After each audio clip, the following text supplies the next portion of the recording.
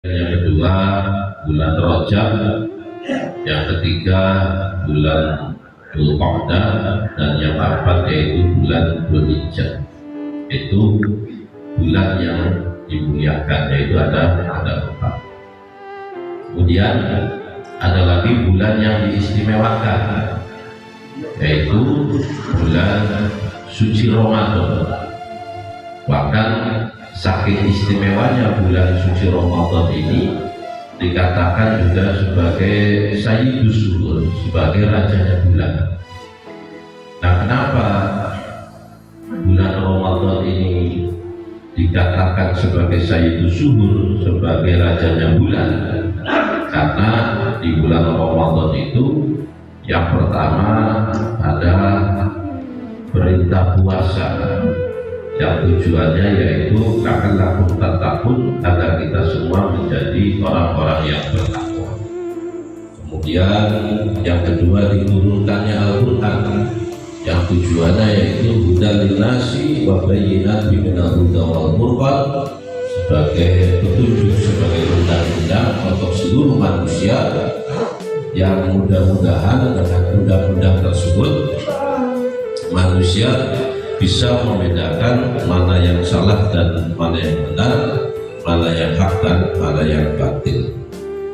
Kemudian wa nunazzilu minal qur'ani ma huwa syifaa'un wa rahmatul lil mu'minin, juga tujuan diturunkannya Al-Quran sebagai obat dan sebagai rahmat bagi orang-orang mukmin. Dan yang ketiga, kenapa bulan Ramadan itu disebut sebagai rajanya bulan? Karena pada bulan itu yaitu ada sebuah malam yang lebih baik daripada 1000 bulan. Nah, kemudian yang ketiga yaitu bulan yang paling diistimewakan, yaitu bulan Rabiul Awal. Nah, kenapa bulan Rabiul Awal ini adalah bulan yang paling diistimewakan? Karena di bulan inilah dilahirkannya seorang Rasul yang menjadi suri toladan bagi kita semua. Dalam Al-Quran dijelaskan, laqad kana lakum fi Rasulillahi uswatun hasanah. Sungguh telah datang untuk kalian semua seorang Rasul yang menjadi suri toladan, menjadi percontohan yang terbaik dari contoh-contoh yang terbaik yang ada di dunia.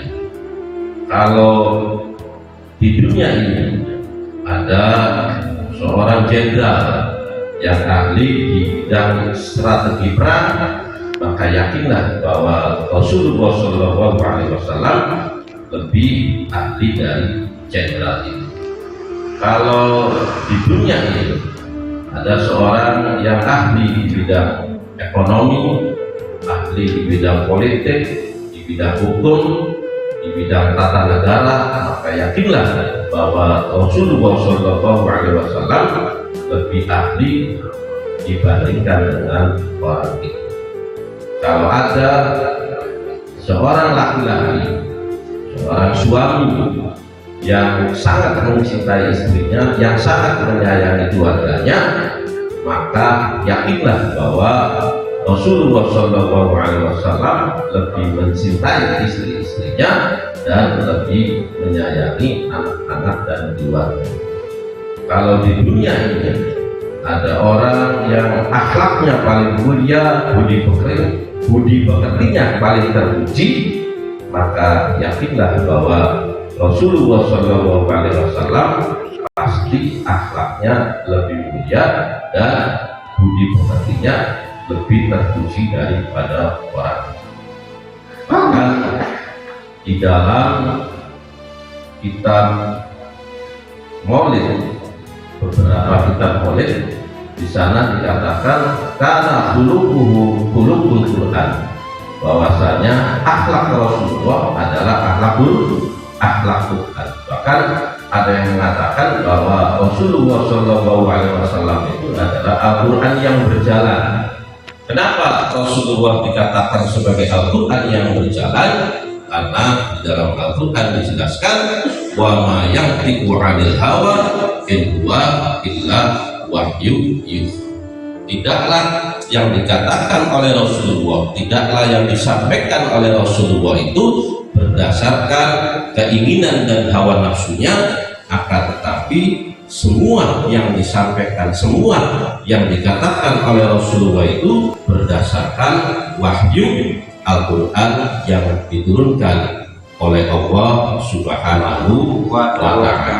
Makanya kita harus bersyukur kepada Allah dan harus berterima kasih kepada Nabi Muhammad karena kita dijadikan sebagai umatnya, umat yang terakhir kali diciptakan, akan tetapi kelak nanti di akhirat adalah umat yang pertama kali dibangkitkan, umat yang pertama kali dihisab, umat yang pertama kali dimijat, umat yang pertama kali melewati jembatan Shiratal Mustaqim, bahkan umat yang pertama kali nanti dimasukkan ke dalam surganya Allah Subhanahu wa Ta'ala.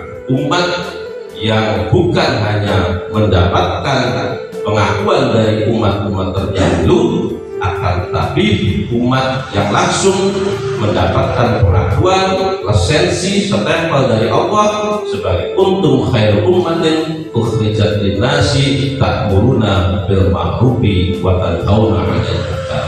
Kalian semua adalah umat terbaik yang pernah diciptakan untuk manusia dan diberikan wewenang untuk menyampaikan kebaikan dan mencegah manusia dari berbuat keburukan. Makanya sekali lagi kita harus bersyukur kepada Allah dan berterima kasih kepada Nabi Muhammad karena kita telah dijadikan umat yang terbaik dibandingkan dengan umat-umat yang lain.